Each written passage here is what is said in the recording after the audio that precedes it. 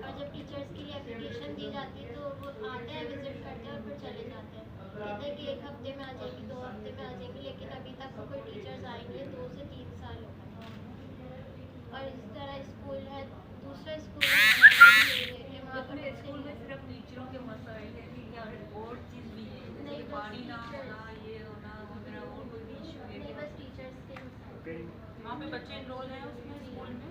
इसी वजह से बच्चे भी नहीं आते क्योंकि टीचर्स नहीं होते थे। एक टीचर जो है वो 15 दिन एक 3 क्लासेस लेती है और 15 दिन 3 क्लासेस लेती है, इस तरह से होता है।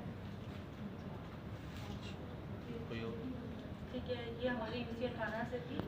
अब रबिया बाजी आप मैं बताएं। यूसी 35 से हूँ और मेरा तारंगी 1 नंबर जगह गुड मनशियात का प्रॉब्लम है वहाँ पर कि बहुत ज़्यादा मनशियात आम है वहाँ। छोटे छोटे बच्चे वहाँ पे मनशियात ले रहे हैं। लड़कियों का, औरतों का वहाँ से गुजरना मुश्किल हो गया है। बहुत ज़्यादा बदतमीज़ी